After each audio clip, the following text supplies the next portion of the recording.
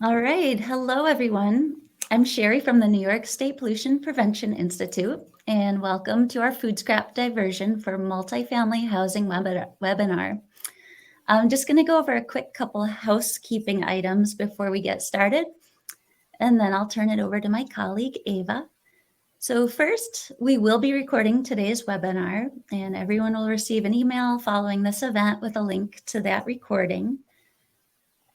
Second, attendees will be able to interact with our guest speakers and with each other using the chat and question features located in the bottom right of your screen. So you can submit a question or questions at any time during the event, and our panelists will be answering those during the Q&A in the second half of our event. And you're free also to use the chat feature. You can say something or make a comment, and those will be visible to all attendees and the speakers. If you'd like to introduce yourself now, you can please enter your name and affiliation into the chat box so others have a sense of who's on the webinar. And now I'll turn it over to my colleague, Ava Labuzeta, who is a Senior Pollution Prevention Engineer at New York State P2I. All right, thanks, Sherry, and welcome everybody.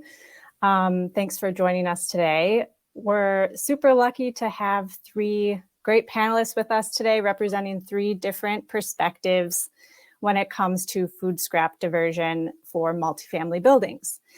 So we have Katy Burgio, who is the Senior Program Manager for Waste-Related Capital Projects at the New York City Housing Authority, or NYCHA. She leads a team focused on implementing waste infrastructure and program strategies and goals laid out in the NYCHA 2.0 Waste Management Plan and Sustainability Agenda. Her team is responsible for funding and implementing infrastructure upgrades, programs, and procedure revisions across NYCHA's portfolio to divert material from landfills. We also have Elizabeth Nelson, and Elizabeth is a senior planner with Austin Resource Recovery at the City of Austin. She's worked with the Strategic Initiatives Division since 2016 and works on zero waste and circular economy policy development and long-range planning. She has managed incentive programs and worked on implementation of waste diversion ordinances impacting the business and construction and demolition sectors. She received a BS in Bioenvironmental Sciences from Texas A&M and is a lead green associate. And we also have Dr. Anthony D. Baker with us. Dr. Baker holds a PhD in theology from the University of Virginia. He has taught and conducted research at the Seminary of the Southwest since 2004. He's the author of several books and essays, and Dr. Baker is currently exploring through his writings as well as in the classroom the intersection of classical accounts of Christian holiness with current issues in ecology. He also works with other members of the community on green initiatives around campus, including bringing food waste diversion to campus multifamily buildings. So welcome to our panelists and our attendees. Before we get into the slides, I'd like to just do a couple quick polling questions to get a sense of who's in the room and sort of where you're at in terms of your familiarity with this topic. So if you go under the polling tab, there should be a polling question pulled up here in a second, if there isn't yet.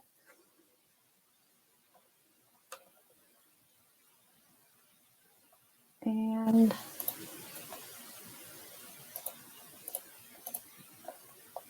let's see. Yep, I don't see that coming up actually.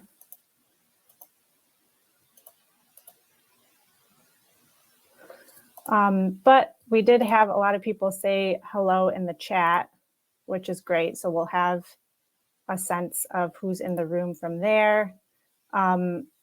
I guess just check back, and I will do the same too to the polling tab throughout. If those questions pop up, I would love to get a sense of who's in the room through there. But scrolling through, it looks like we have a mix of people from municipal government, private business, universities. So welcome everybody. We're really excited to hear from you. Oh, here we go. Here's the first polling question. So what group are you most affiliated with?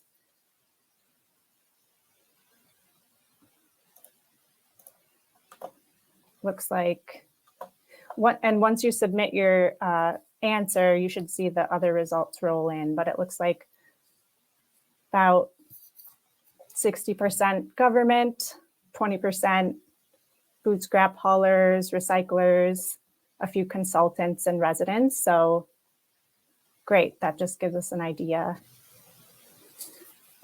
And then Sherry, if you don't mind pulling up the other polling question, that would be awesome.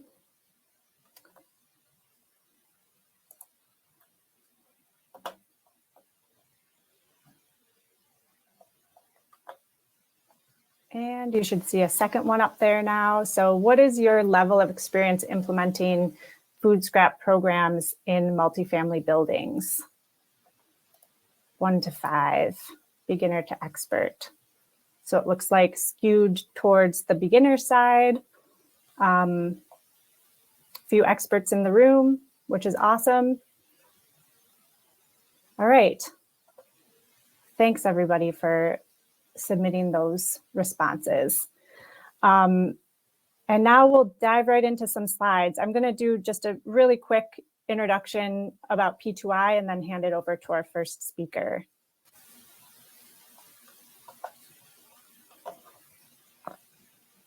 Got a little preview there. All right. So welcome to Food Scrap Diversion for Multifamily Housing. I'm with the New York State Pollution Prevention Institute, who's hosting this webinar today.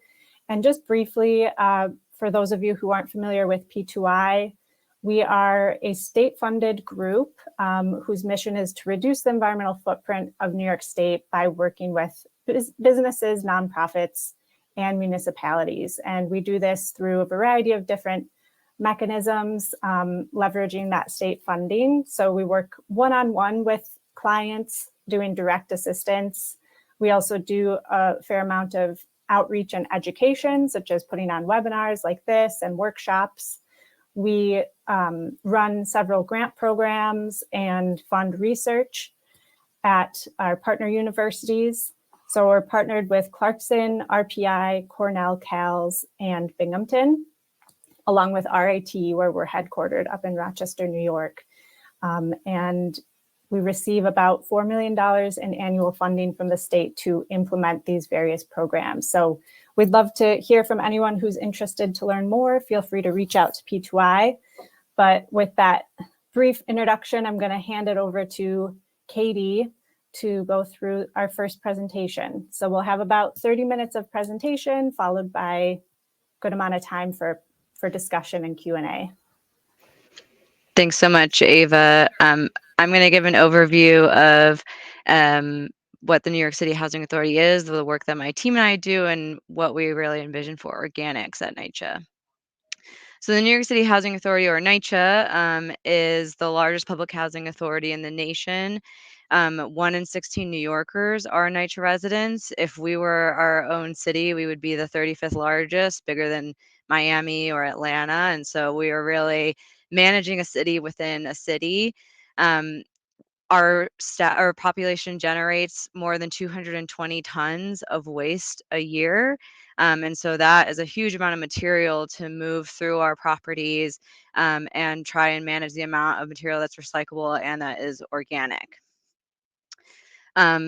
And so our work is guided by the waste management plan and the sustainability agenda, as David said.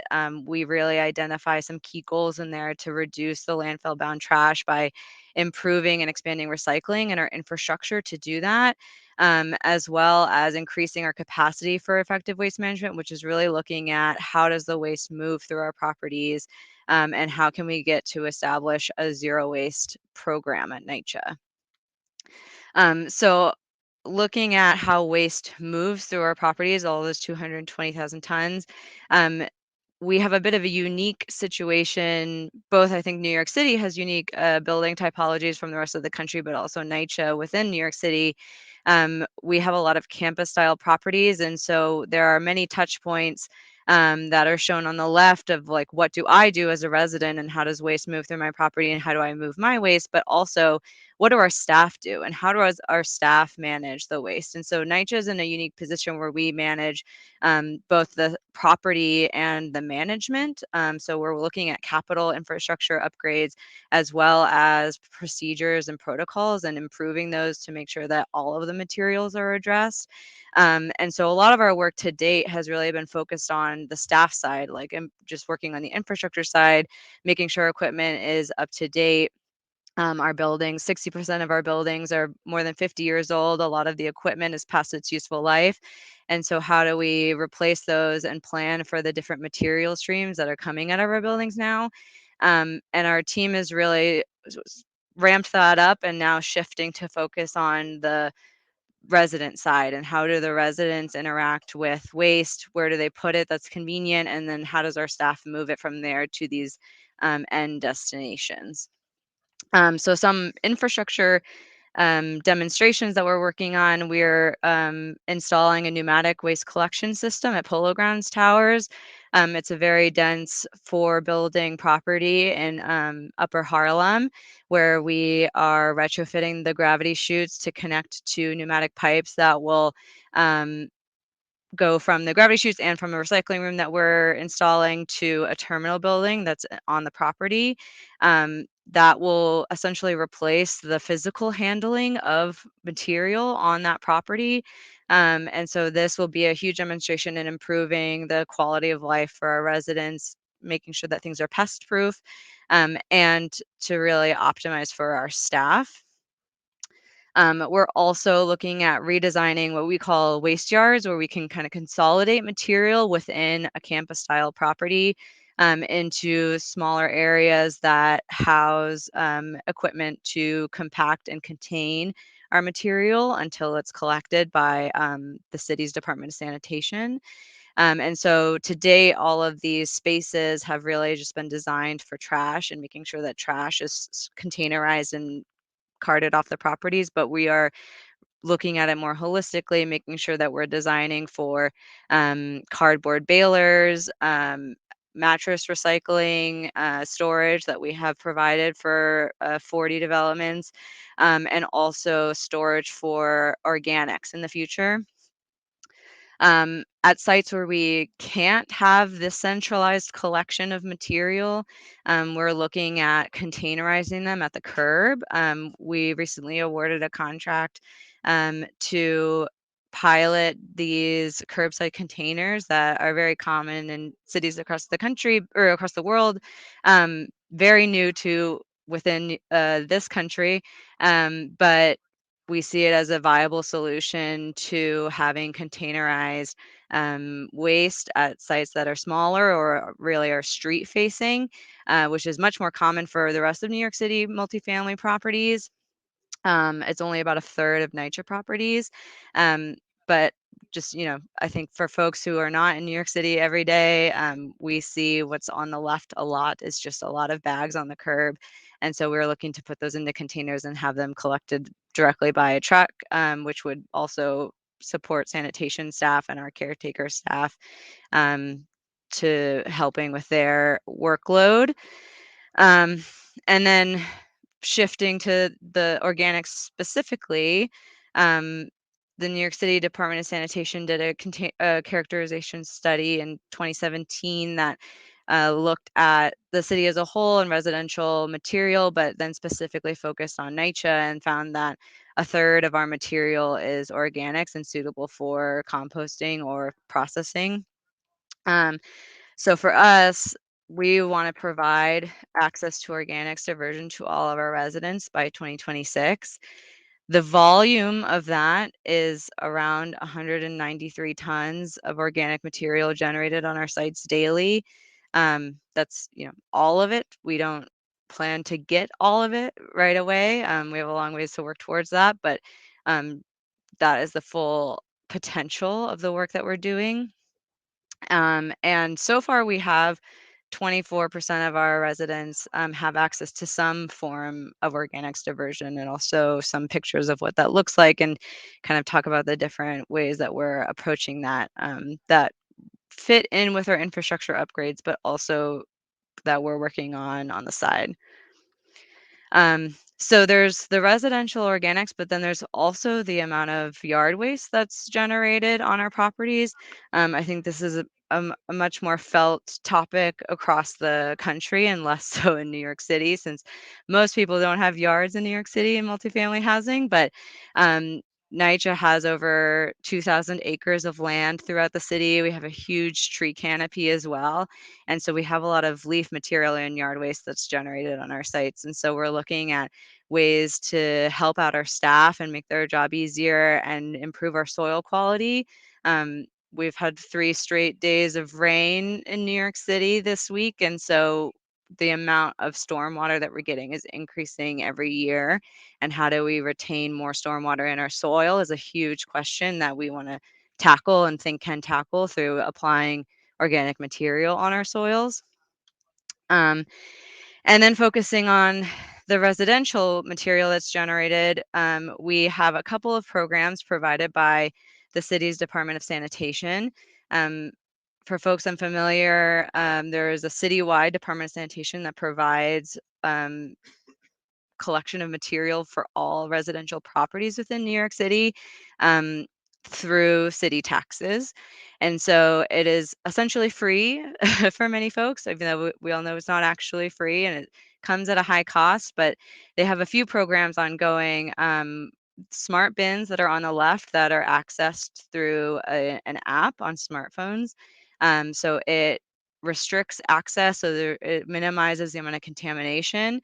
And they're placed around, I think, 40-ish of our properties along the perimeter. And they're collected 6 days a week, which has been great. And then there are brown bins, and those are a curbside collection program. A lot of our sites are not curbside collected right now, only about a third. And so this is a much smaller opportunity for NYCHA, but we do have it ongoing at 2 very small sites.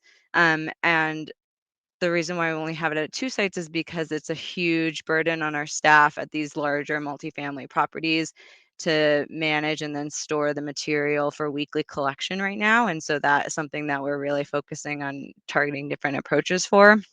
And we have some curbside or countertop containers for residents that have been provided by the Department of Sanitation that we really appreciate giving out and including in our educational material for residents, and it's been really successful. And I think folks always appreciate when there's a little bit something given to them to help them divert organic material. And then we're looking at other ways to process organics on site, really focusing, like I said, on making sure that we can apply the organic material on our soils, using it as a teaching tool for residents and kids, and also as a source of employment for our residents. So we work a lot with Green City Force, which is an AmeriCorps funded program that hires but only NYCHA youth, and they teach them about the green economy and green jobs. And they work with Compost Power, which is founded by a previous NYCHA resident, Domingo Morales. And the composting 3-bin systems are managed by Compost Power at Green City Forest Farms on our properties. And they exchange food scraps from residents for fresh produce at the farm sites, and also just largely collect other material from residents to apply to the farms and also in gardens and community gardens on our properties. And so that's been a hugely successful program that we have ongoing at 6 farm sites and 2 additional Compost Power 3-bin systems at our properties, and really appreciate the amount of work that they do and the resources they put into our residents. And then we're also looking at other options. We're trying to see what are our other processing options. 3-bin systems are limited in the materials that they can take.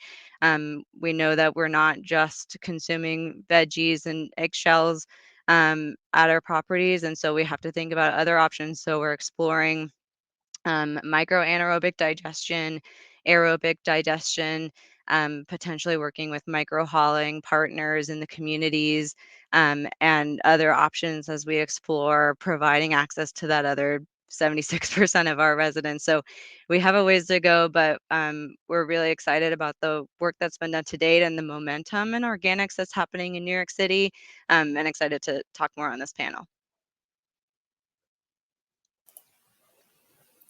Thanks so much, Katie. Yeah, we're going to move right into Elizabeth, and yeah, I'm excited to talk with everybody more too, because New York City has a lot going on, and I love to hear about all the variety of different programs that you're implementing. So thanks. All right, handing it off to Elizabeth. Great. Hello. Thank you. Thanks for that great presentation, Katie. I am from the city of Austin, and I'm going to be talking about our progress to date with our multifamily composting efforts, including a pilot program that we ran and policy development. So just start with a quick overview of the city of Austin. We have a population just under 1 million. We're the 10th largest city in the US and the capital of Texas. We have had a zero waste goal for the city since 2011, which is to reduce our waste to landfill by 90% by 2040. And we've had a universal recycling ordinance since 2012. And this ordinance requires that all commercial and multifamily properties have recycling. In 2020, we adopted a climate equity plan, which sets greenhouse gas reduction goals and strategies. And in 2021, we completed a multi-year rollout of curbside composting at all of our single-family residences in the city. And so my department, Austin Resource Recovery, we do the curbside collection for trash, recycling, and composting, but only at single-family homes up to 4plexes. And the rest of the city is serviced by an open market of private haulers. And the universal recycling ordinance controls what kind of services those private haulers have to offer to those commercial and multifamily businesses. And that ordinance currently only requires organics diversion for food service businesses. So in 2019, the City Council passed a resolution asking city staff to conduct a pilot to test composting at multifamily properties and to provide policy recommendations for expanding that ordinance to include organics diversion requirements for multifamily. And the other big reason that we're looking at multifamily composting is that over half of Austin residents live in multifamily properties. Over 95% of those are renters. And, you know, in order to ensure that we meet our zero waste goal, we need to make sure that this huge population has access to composting services, since access is the first step to participation in composting. So in 2021, we launched this pilot program, and the goals of the pilot were to identify challenges and best practices at multifamily, understand what the cost impacts would be since there's an open market for these services, and then provide some recommendations for policy. So the way the pilot worked was that properties requested quotes from composting and organics service providers and selected the service provider of their choice. They chose the service level that they wanted based on recommendations from city staff and the haulers. And then they could choose either a community cart-based service or a valet-style service. And most chose that community cart-based service, which functions just like trash and recycling works at most of these properties, which has one or a few carts that are shared by multiple residents and placed throughout the community. The valet-style service is where a small container is provided to each resident and is collected door to door. And so the reason that we had properties contract directly with service providers is that this gives us a better picture of what a real world application would look like, because we have this open market, and demonstrates more realistic cost impacts and helps us to understand what services were already available on the market.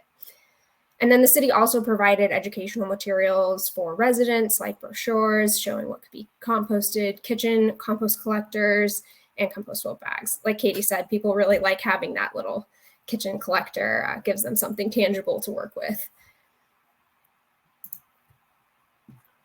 We collected data throughout this pilot including weekly audits of the containers to identify what was being composted, if there was any contamination, how full the containers were, how often they were being used. We also surveyed the property managers about halfway through the 6-month pilot and then at the end of the program. And then we also surveyed residents at the end and asked them all sorts of questions about whether they used the service, what worked, what didn't, what their challenges were, things like that. It's the qualitative data too. And then, of course, we collected invoices, and we also rebated all of these properties for the service. So they paid up front, but we refunded all of their money. And that also allowed us to get data about how much it cost. So we got a lot of results from this, and I'll just kind of quickly highlight a few of some of the more interesting findings. And one of them was, we asked residents, how often did you use the service? And now, just to keep this in perspective, we only had about 10% of the residents actually respond to our survey, but of those who did actually respond, around 3/4 of them said they used the service either always or very often. So those who were active were very active. And then we also asked property managers a similar question. We asked them what percentage of their residents did they think were using the compost organic service. And from the 8 properties that participated, we got an average response of around 33%, ranging from 15 to 55%. And this was really interesting to us because we also do regular studies of the curbside compost service that we provide at single family, and we do set out studies to see what percentage of residents are actually putting their cart at the curb for compost every week. And this is very similar. We usually find between 30 and 35% of our single family residents are putting those carts at the curb every week. So we're seeing really similar participation in our single family that we saw in this pilot with multifamily. And then this slide is a lot of numbers on it, but basically we let properties adjust their service level over the course of the pilot to make sure that they were getting the level of service that really worked for them. And so this shows kind of what the service level looked like at the end. And basically the important column here on the right is that we found kind of a range between about 3/4 of a gallon per dwelling unit per week, all the way up to about 5. And this let us know, okay, about how much service does a property really need to provide to be adequate? So we could use that information for developing policy requirements. So after the pilot, we published a report with all of our findings, and then we launched a community engagement process to start developing these policy recommendations.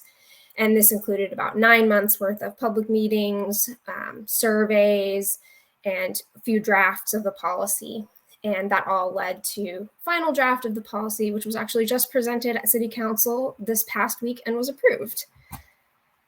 And this here is what the final policy that was adopted looks like. And so this was an amendment to the existing universal recycling ordinance, and it adds requirements that all multifamily properties are required to provide composting service with a minimum of 1 gallon of capacity per dwelling unit per week. And we got to that number from the data from the pilot. So that was really helpful in informing, how much is enough? What do we need to specify as a minimum? And residents are also required to receive annual education about how to use the service. All containers have to have signs and labels. The containers have to be conveniently located, and that convenience is defined in the rules. And then properties also have to include this information about the service they provide in an annual report that they are already required to submit to the city about their recycling service. And all of this will go into effect on October 1st of 2024. And yeah, I think that's all I have. So I'll just leave you here with some links that include the full report from our pilot. Speak Up Austin is the online platform that we used for our public engagement. And since that public engagement is over now that this policy has been adopted, the website still exists there, showing kind of our whole process for developing the policy, including a bunch of other documents that we shared with the public about all of the drafts, just a lot of other information that we put together when developing the policy. So that is still there for people to view if you're interested. And then we also have a link to a press release there that we just put out for, letting people know about the new policy that was just passed. And that's my presentation. Thank you. Thanks, Elizabeth. And congrats on the policy passing. That's very exciting. Sounds like a super successful pilot, and we'll now hear from one of those pilot participants. So handing it off to Anthony. Yeah, thank you, Ava. So I'm Anthony Baker, and I'm at Seminary of the Southwest. That's our sign out front. If you may have quickly noticed on Elizabeth's list of participants that we were one of those 8, started the conversation before COVID, before the pandemic started, and so then we're able to sort of scramble and pick it up again after, and they were super helpful and supportive and giving us everything that we needed to do it. So that's some of what I want to tell you all about. Is just what that process was like for us, and then you may have some questions about how that may transfer to some of the more sort of traditional apartment style multifamily units that many of you I know are working with. But the timing of this was really good. I had started with on campus a green team that just paid attention to campus and paid attention to sort of carbon footprint, all sorts of issues of carbon footprint on campus. And one of the things that started emerging from the student body and from the staff and the faculty was that we wanted some way to reduce our food waste. And so we started looking into that, one of the things I always emphasize is that people like me who are egghead academics, we can gather and have ideas and be curious about things. But if it's time to do something, a sort of practical intervention, then we need to make sure that all the right people are in the room. Thinking of what Katie was saying about the way that, say, composting and recycling and all that impacts the staff that works in these buildings. So that was a big piece. We've got wonderful people who are always paying attention to everything on campus, and I wanted to make sure that if we followed up on this conversation, that we did it in a way that sort of seemed feasible and within range for all the people who were involved. So this is just a meeting of our green team, having a conversation about whatever it was that day we were talking about. But as this emerged with food waste being an important topic for us, our head of maintenance contacted me and said, hey, I've just gotten this invitation to submit an application for this pilot program that the city of Austin's doing. I don't have time to do it, but I'd love to support it. Do you think that you and the green team would like to jump on this? And so I said, yeah, absolutely we would. That's something we've been talking about already. So the timing is really good there. And Elizabeth and one of her teammates came and met us on campus and talked to us about what this would involve and how this would work. Made sure that the assistant for our campus management was there, so that because she's got all the spreadsheets and all the budgets and everything in her head, so she was somebody that definitely had to be in that conversation. And so what I have now, these are some screenshots. So what this is an important part of the way that we have done this is the students and I have made a instructional video that introduces everybody who comes onto campus, everybody who comes and lives on campus to composting, recycling, and trash pickup. We have our main program is a 3-year residency program. Most, not all, but most of our students live on campus. Many of them live in single residency houses. And then we have a facility that I'll show you in a moment that is multifamily units. So what we noticed for a few years, as you saw what Elizabeth said about the rollout, that we were off that about, I don't know, maybe a third of our students lived in these single family residents, and so they got the green composting bin brought by the city and put out in front of their houses, and then everyone who lived in the other one didn't. So in a small community, we have about 125 total students. In a small community like this, that's something you just notice. Like, some people are talking about composting, some people aren't sure what to do with the green bins, and some people say composting, green bins, I don't know anything about this. This isn't the reality I live with. So this is part of our instructional video. This is one of the things that Elizabeth's team did, was they brought us, as she said, these composting bins and bags. And this is a senior divinity student named Liam, who's showing us how he walks the compost out of the front door and puts it in the compost bin. This is me, and then now on my right, you can see our two multifamily units here. These are old buildings built in the 50s, 400 square foot units, really tiny things that it's a sort of rite of passage for students to survive. And then over here against that fence, right under that yellow sign, you can see our dumpster. And then right on the back end of the dumpster, we have our composting bin.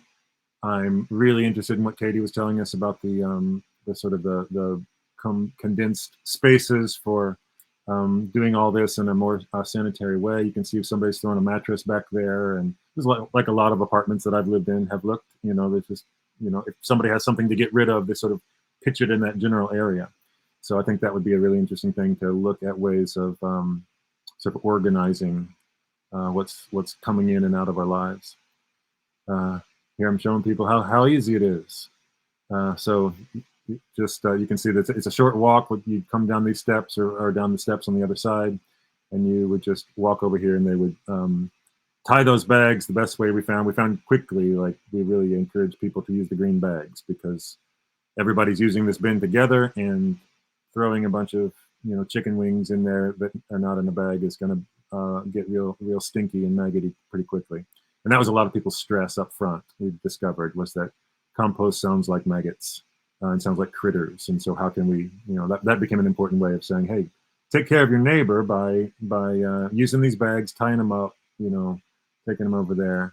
One of the things that made our seminary, I think, a really a great fit for the program was just, this is, I mean, we do ethics conversations like daily. That's just like part of what we do.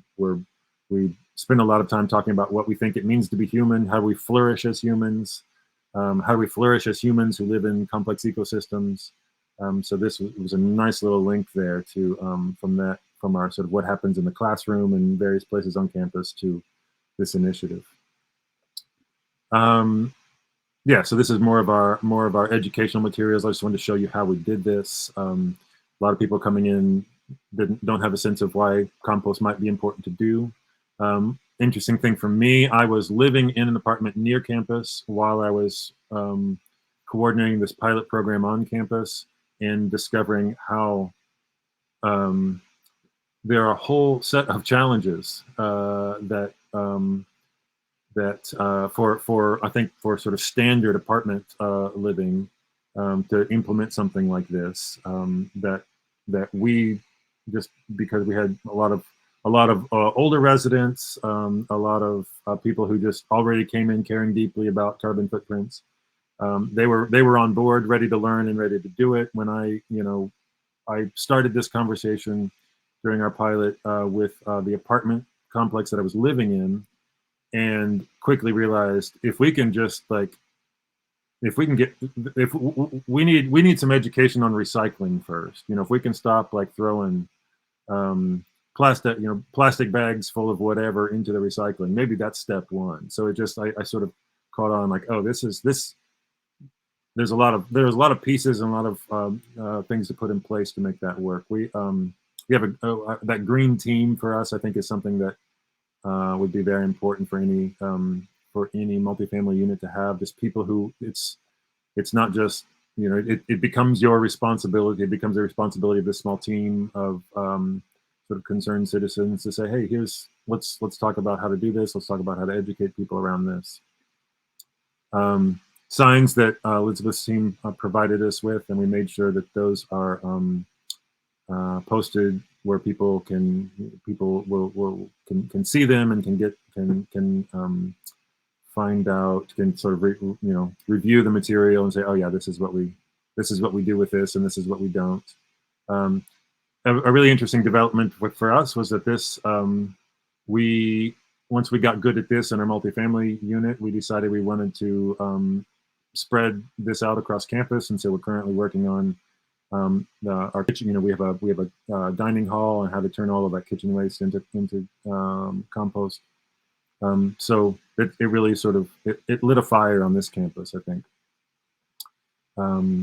Our library got interested in doing this as well, and so separated out a place to throw paper towels that would then go into one of the compost bins. Our library, at least for temporarily, was located in one of the resident buildings, and so they had a compost bin provided, and that was one of the creative ways they responded to it. And that is the end of my slides. So yeah, I'm very happy to share with anyone who has questions just about what our experience was like and how some of that might transfer. But thank you, Ava, and Elizabeth, for inviting me to be part of this. Awesome. Thanks, Anthony, and thanks, everybody. Great presentations, good topics to get a lot of details of the programs to get our wheels turning here. I see a lot of questions have started to roll in here. So I'm going to start filtering through those, but maybe we can kick things off with a question for all of you.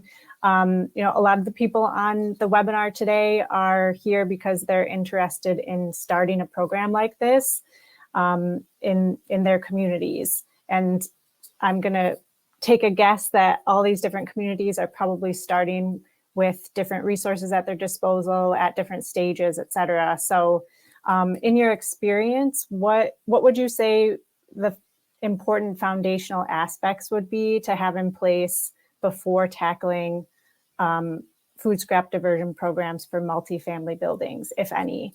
And whoever wants to start us off, please go ahead. This could be legislation or, access to private haulers, et cetera.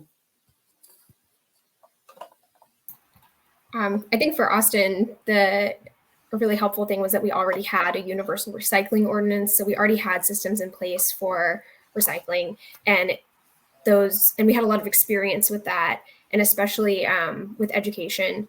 And so having these networks and, we knew strategies to teach people how to use the recycling systems, and having this ordinance in place. So we had this precedent for mandating recycling.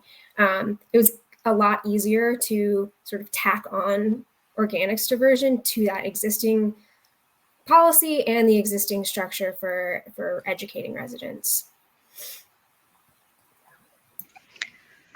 Yeah, I would say, well, I think New York is behind Austin in adding organics as a required diversion. And a lot of people argue that the legislation is important for making sure that people are actually diverting the material. And I do think that having that base infrastructure and legislation is important, and kind of building out the road for folks to do this correctly. But I think a huge hurdle that New York City is facing now, and that we are focusing on at NYCHA, is the staff training in multifamily housing are often not included in these conversations, or not considered when you're talking about how does the material actually get diverted. And so we need to think of these folks who are moving the material and helping support these systems as part of the green economy, and giving them the education and the training, as well as residents who are sorting the materials. It's not just about what do we do with it at the end of it and how do we get it there. It's also, or how does it get out of an apartment, but it's also how does it get from the apartment to that end location for processing. And so that's, I think, a really key factor to think about, and training development is really huge to build out when building these types of systems. Yeah, thanks, Katie. And I know, from what you've said, Anthony, the training and sort of resources that Austin City provided, Elizabeth and her team was really instrumental in, having your program roll out successfully. So Yeah, definitely. great. Definitely. And just as I said, also the on campus, the meetings of residents where we educated, where we used that material, where we expanded the conversation to make sure that we were including staff and all of that. So it's, the education, support, and buy-in all seem to be connected. I think that was one of the things that I discovered. Yeah. All right. Thank you, everybody. Another topic I see popping up in a few questions here is around the challenge of contamination in multifamily buildings. A few questions related to like how big of an issue was that for you and how was it handled? If you have any data on that, there are a few people asking.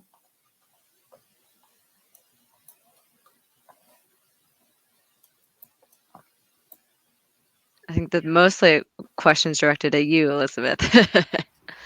Okay, no problem. So yeah, we did collect data about contamination, but interestingly, we actually didn't see a lot of contamination.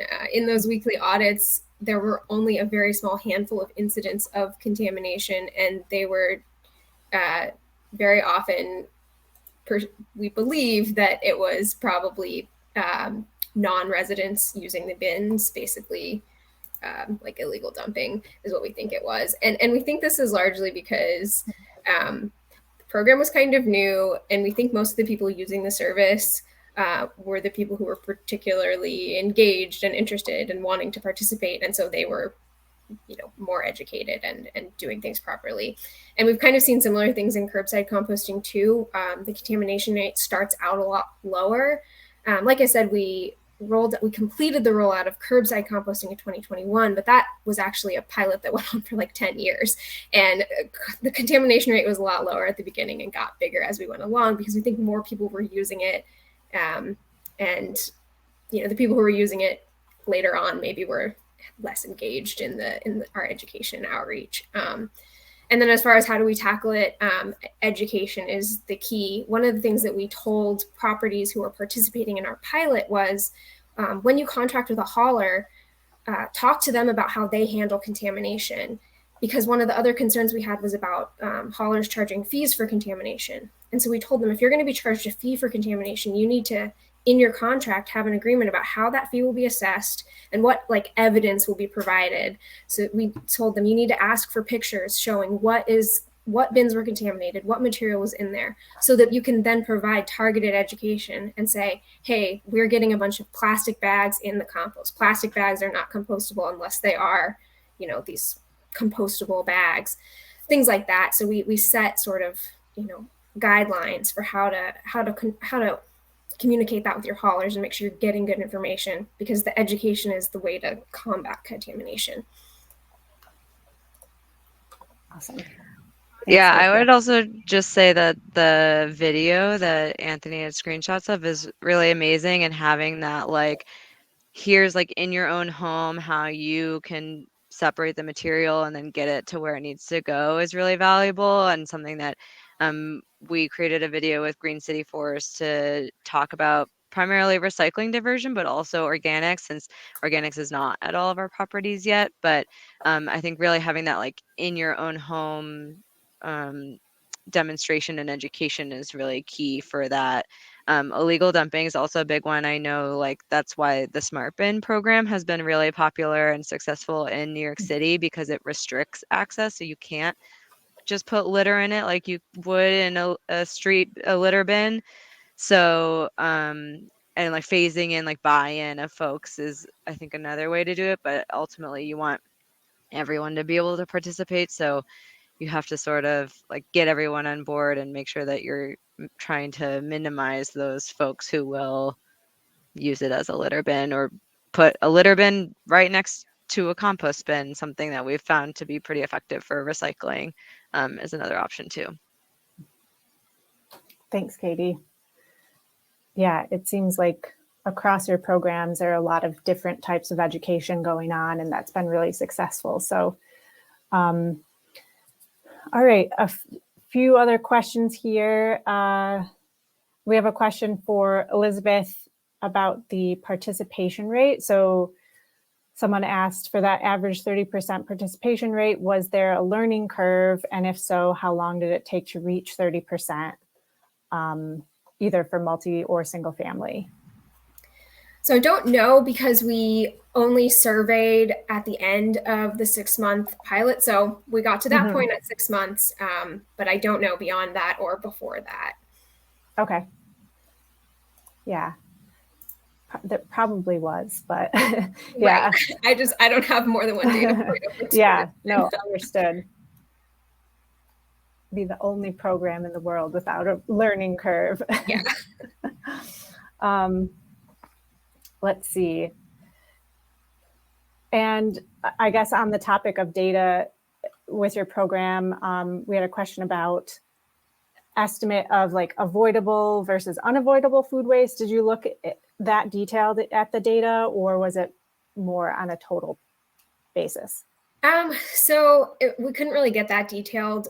Our audits we had volunteer residents open up the bin every week and look and see what they could see on top. So we weren't actually sorting through data. We weren't doing a full like waste characterization. It was literally just a bin lift. So we got like anecdotal data about like, well, I saw some food, but it wasn't quite that detailed, unfortunately. Okay, thank you. And I guess on the topic of volunteers, someone asked about that in particular. So someone said, it sounds as if multifamily residences require volunteer coordinators in addition to property management. Is that accurate? I'm not sure that it's necessarily required. We did use them for this because we had this extra level of data collection we were doing because it was a pilot. Moving forward, when we have a policy in place, we're not expecting there to be this same level of volunteer participation, because we're hoping that the city will be able to provide the education and resources that are needed to sort of supplement what is provided. So I think it's helpful to start things off, but I don't think it's necessary. Okay. Yeah, I would say also that we found a lot of success at NYCHA when we have those sort of like local champions. You have someone who's deeply invested in helping the property management and or in supporting and providing outreach on an organics program on site. And so having that like key foundation at a property, I think is a good way. And as long as they're in the communities most likely and engaged, then it's a lot more likely to be successful. And that's usually where we will implement a different program, because we know that there's a key tenant who is a pillar in their community and is willing to do or provide us with information that informs our program, but also informs other residents on top of the outreach that we do.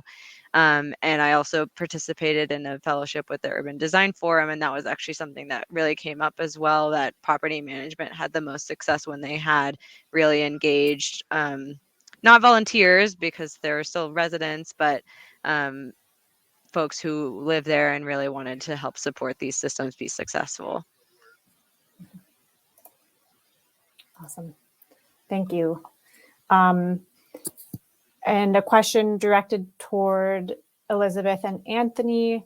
Someone asked, for the building owner contracting with a private company, is there a city ordinance that requires this? Would they participate if they did not get a rebate?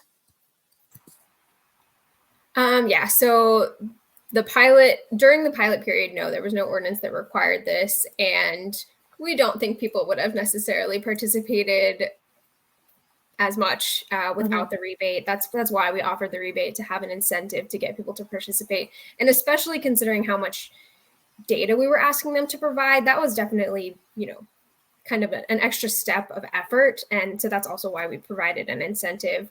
However, now we have this policy that will go into effect in 2024 that will require it.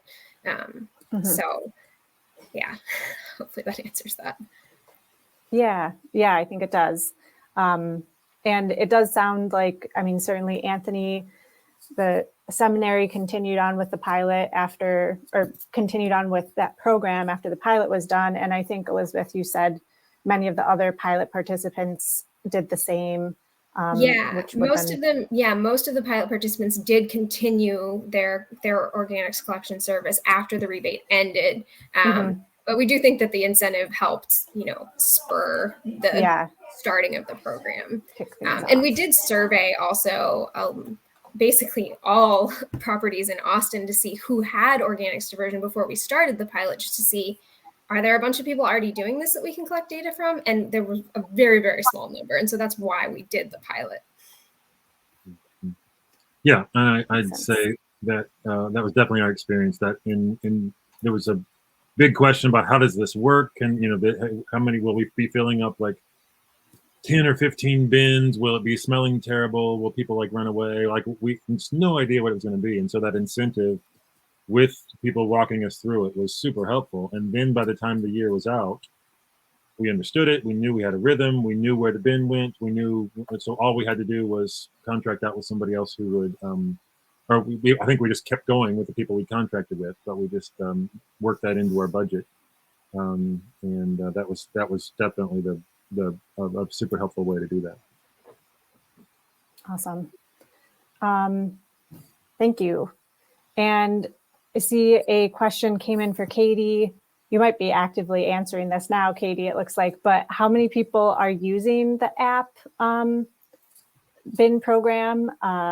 Do you have any results and or data on that program that you'd be able to share? Looks like yes, since I saw you typing. Yeah, I'll do it live instead of typing it. I actually don't have data to share on that program, unfortunately. It's run by the Department of Sanitation, and so they keep all the data. But I do understand that the bins are fairly well used. They're collected 6 days a week. And there's always material in all of the bins, and there are a couple hundred of them across the city at this point. So I'm not sure how many people that equates to, but it's definitely a fair number. Cool. Thank you. Yeah. And we had a question come in back to Austin now related to the enforcement of the new policy. So they noticed that let's see, it's a Class C misdemeanor if there's a violation of the policy once it goes into effect. And just looking for some more information in terms of who would be subject to the violations, what the violations could be, and so on. Sure. So this is how our current universal recycling ordinance is enforced, and it's a Class C misdemeanor up to $2,000 per violation per day, and that's just because that's what all city code in this part of the code, that's what the enforcement is. It's not specific just to this ordinance, but the way that the enforcement works is that it usually starts with either a complaint or when a property does not submit the required reporting, and then city staff, our enforcement inspectors, will go out and inspect the property to confirm that there is a violation, and we usually provide notice that there's a violation. They have 30 days to comply. If they don't comply, there's this whole process so they get another 30 days for a second warning, and then eventually it could go to municipal court, where then those fines are determined. But we do try to provide as much education as possible, especially during the, when an ordinance is new. We have a 1-year implementation period where we won't send anyone to court. Essentially, we sort of give people 1 year to get things right, and we try to use enforcement as sort of a last resort, because ultimately, giving someone a fine doesn't help us reach our zero waste goal. It's really meant to be a worst case scenario to make to give the ordinance teeth, but we want people to actually comply. All right, we've got just about a minute left here. And I did see a couple questions come in related to the 1 gallon per unit per week for for Austin, would you mind sharing how have you adapted the development code for waste enclosures at multifamily properties to accommodate that, or did you? And then how did you, I think the other question was, how did you land on 1 gallon per unit per week? So we found we didn't believe that we needed to adapt the land development code for this. The containers are generally small enough to fit in properties. We don't have requirements for enclosures, so we didn't need to adapt enclosure requirements. As far as how we got to 1 gallon, some math involved there, but I'll try to remember how we got there. But essentially, we took a combination of the amount of service that we provide, single family, which is 32 gallons collected weekly, and then we sort of subtract out what we believe is yard trimmings, because the majority of multifamily doesn't have yard trimmings. And then we sort of factor in that 33% participation rate, and that gets us somewhere close to that 1 gallon number. And then on top of that, to sort of add proof that how much service was provided at those multifamily properties in the pilot, and then also including the participation rate that we saw. The math worked out to somewhere around 1 gallon. Sorry. Yeah. Some impressive math. No, thank you for sharing all that. And this hour really flew by. We're already at 2 o'clock. So I just wanted to thank all of our panelists for sharing your time and knowledge with everybody today, and for everyone who signed on to learn more about this super interesting and important topic. Thanks to DEC for providing funding to let us put this session on and run our programs. Just a reminder, the recording will be available immediately following this event using the same link that you used to sign on.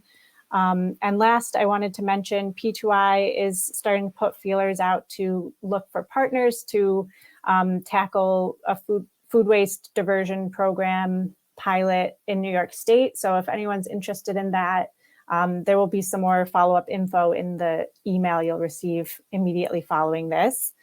And that's all for today. So thanks again, everybody. It's been a pleasure, and have a good rest of your day. Thanks so much for having us. Thanks for having me. Yeah, thank you. Yep. Bye.